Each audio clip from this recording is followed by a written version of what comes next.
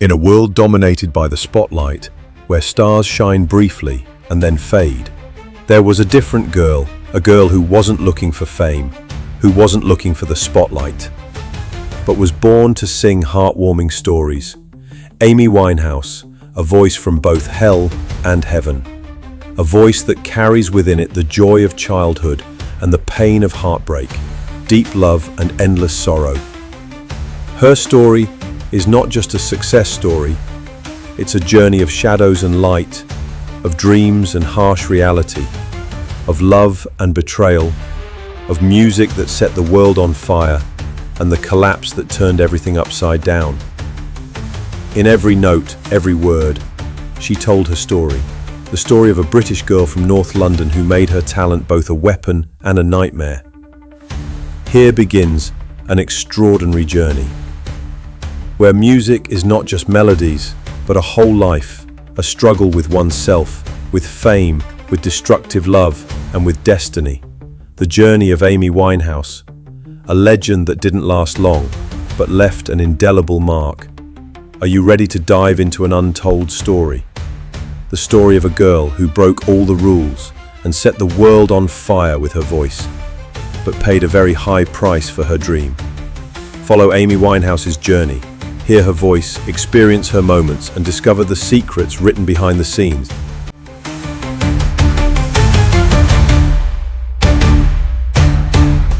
The Secret is in the Story, Season 1, Hidden Affairs.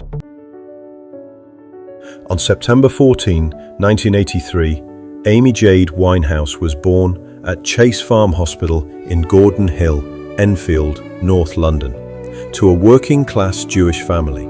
Her father, Mitchell Winehouse, was a window fitter and taxi driver, and her mother, Janice, was a pharmacist. In 2003, after years of dedication, Janice was diagnosed with multiple sclerosis, adding to the family's burden. But the family's roots didn't begin in London. They began in Eastern Europe when her great-grandfather, Harris Winehouse, emigrated to London from Minsk, Belarus, in 1891, bringing with him a cultural legacy and musical spirit that would endure for generations.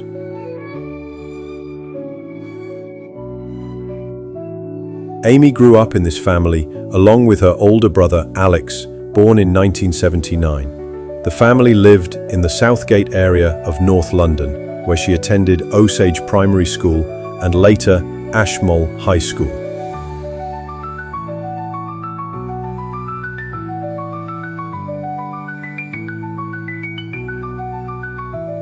From childhood, Amy was different. She rejected restrictions, rebelled against tradition, and searched for her own voice. Despite attending Jewish school as a child, she didn't feel like she belonged. She later stated that she learned nothing about Judaism there, and even begged her father to let her attend. Even her attendance at synagogue was rare. Only once a year, on Yom Kippur, out of respect, she said. But despite all this, her family wasn't far from the arts. Several of her uncles were professional jazz musicians, and her paternal grandmother, Cynthia, was a singer in her youth and was associated with the famous saxophonist Ronnie Scott. Her father, Mitch, would sing Frank Sinatra songs to her at home, and when she was punished at school, she would respond by singing "Fly Me to the Moon" before going to the principal. Sinatra, my dad always had in the car. And I remember so many Sinatra songs I knew before I'd even heard Sinatra sing them, because my dad always used to sing, always was singing songs like You Go to My Head. The first time I ever heard Frank sing You Go to My Head, I knew every word because that was my dad's song, you know.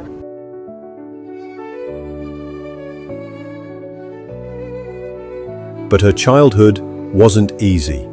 When she was 9, her parents divorced.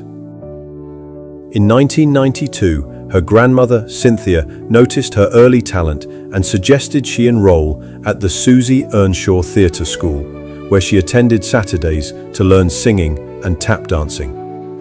Later, she enrolled at the renowned Sylvia Young Theatre School, which was an important step in honing her voice and performance. Her teachers saw in her a talented writer, and some predicted she would one day become a novelist or journalist. But her voice held something else, something that couldn't be taught in any school. She continued her studies at Mount and Brit School in Croydon, but left at the age of 16.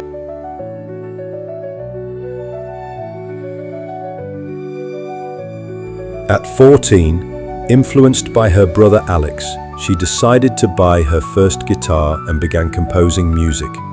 Shortly thereafter, she began working as an entertainment journalist for a global network and played in a local band called Bolsha. In July 2000, she became the lead singer of Britain's National Youth Jazz Orchestra. At home, she sang with the world's greatest voices: Frank Sinatra, Dinah Washington, Sarah Vaughan, and Minnie Riperton. But she wasn't just imitating them, she was reworking the song, turning it into something of her own. Then came the day that changed everything. Her close friend, soul singer Tyler James, sent her demo tape to someone who worked in the talent department of a record company. Thus began Amy Winehouse's journey from a rebellious girl from North London to a musical legend who dazzled the world with her talent and her end.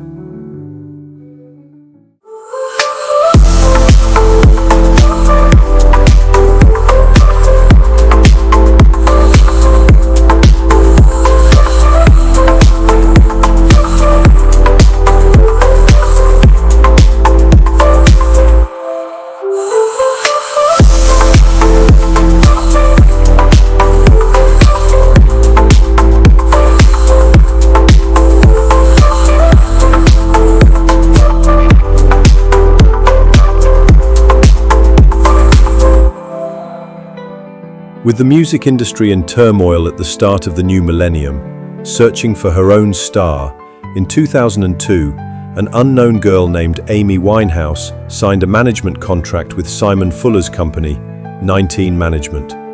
The contract wasn't lucrative, £250 a week, for a future dream, but it wasn't ordinary. Amy was a closely guarded secret in the industry. No one knew her name, no one knew her face. But her voice began to filter through the chatter of London's small jazz clubs. One day, Darcus Pease, a talent scout for Island Records, was reviewing a band's work when he heard a voice. "Who's that?" he asked immediately. "We can't tell," he was told. It took months to discover that the voice belonged to Amy Winehouse, but time wasn't on his side. Amy had already recorded songs, signed a publishing deal with EMI, and collaborated with the producer, who would later become one of her most important partners, Salaam Remi. When Pease introduced her to his boss, Nick Gatfield, on Island, they realized they were in for a rare surprise. At a time when the public was tired of artificial talent shows, here stood a girl like no other, in her looks, her style, and her music. In 2003, Amy's debut album Frank was released. The title was simple and straightforward, reflecting her sincerity and her love for Frank Sinatra. Her voice carried the spirit of jazz, but her lyrics were captivating, bold, sometimes daring, but honest. They tried to make me go to rehab, I said.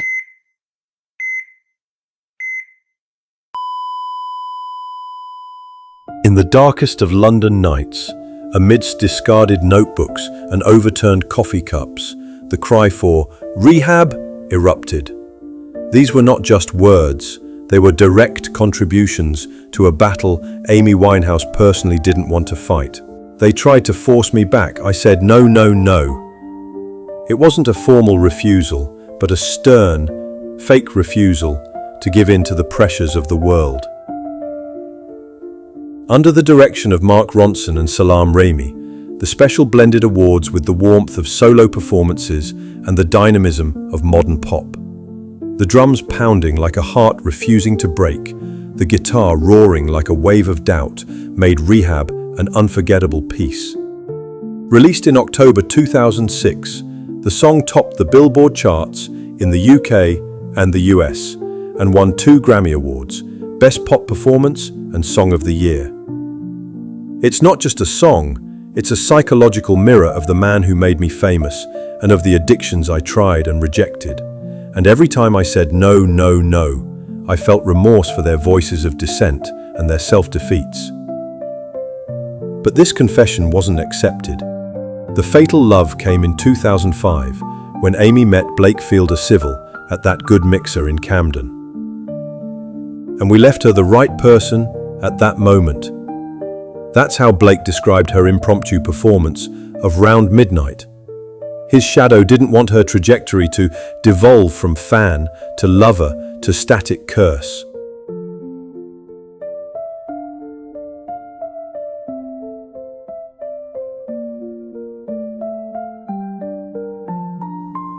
Rehab was followed by the powerful opening of Back to Black, a deep sonic hum into the depths of America's sudden collapse. It began with her belief in her struggle, rehab, the rejection of medicine, the voice of resistance. You know I'm no good, facing flaws, accusations of fault. Back to black after betrayal, and ends with, love is a losing game, surrender, the losing game of love. Each song is a chapter in a story that pained its writer before dazzling the world.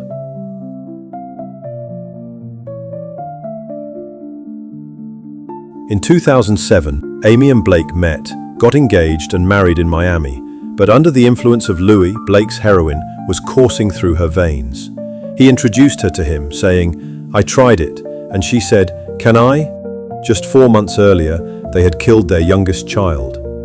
They had appeared on world stages, a show was cancelled, they were arrested in Norway and Blake was imprisoned, leaving Amy to face loneliness, stress and addiction.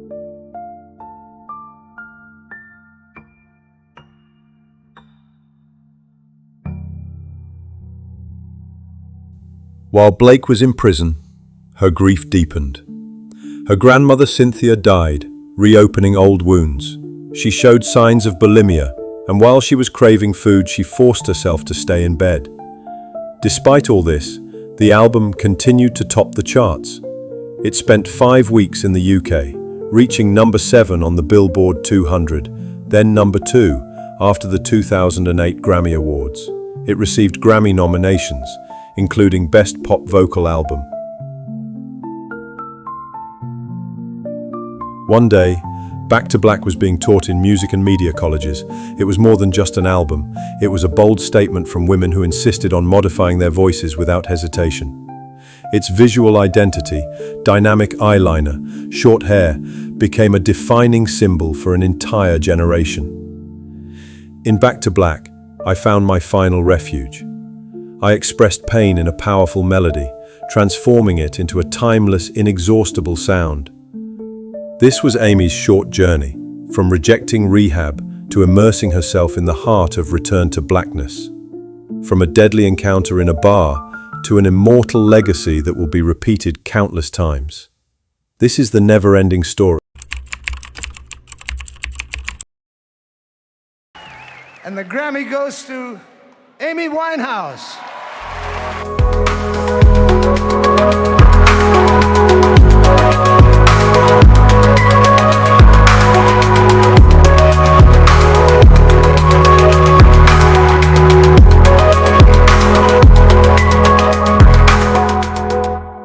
On February the 10th, 2008, the whole world was watching the Grammy Awards from Los Angeles, but the star of the night wasn't there.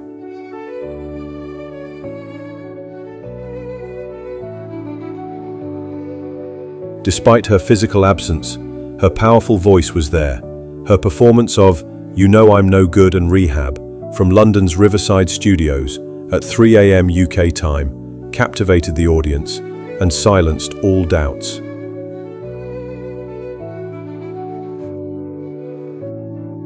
Amy won 5 Grammy Awards in one night: Record of the Year, Song of the Year, Best Female Pop Vocal Performance, Best Pop Vocal Album, and Best New Artist.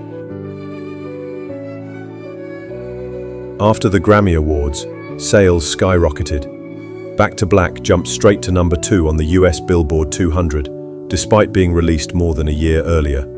In Britain, the deluxe edition of the album topped the charts, while the original version was still at number 30 and Frank at number 35.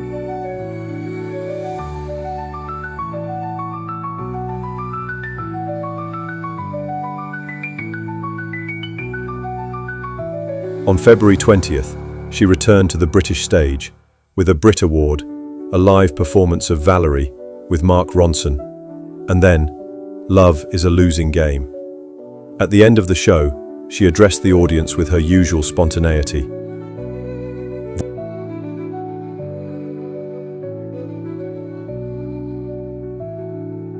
In March, she performed at the opening of a Fendi store in Paris. In April, a documentary about her, Amy Winehouse, the Girl Who Made It, was released, revealing her life through the eyes of her friends and jazz fans, who saw her as a continuation of Billie Holiday's legend.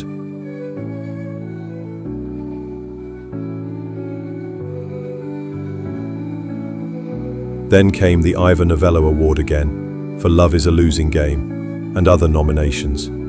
Amy, the girl they thought would disappear after Rehab, became the talk of the awards. Despite the pleas of her father and manager, she performed at the Rock in Rio festival in Portugal, then at Nelson Mandela's 90th birthday, then at Glastonbury, then at Oxygen Festival in Ireland, then at Tea in the Park, then at a festival in. The audience loved her, but her performance wasn't noting. Amy make them, sir, also. He was always perfect. At Bestival, she was 40 minutes late. She got on stage with only 35 minutes to spare.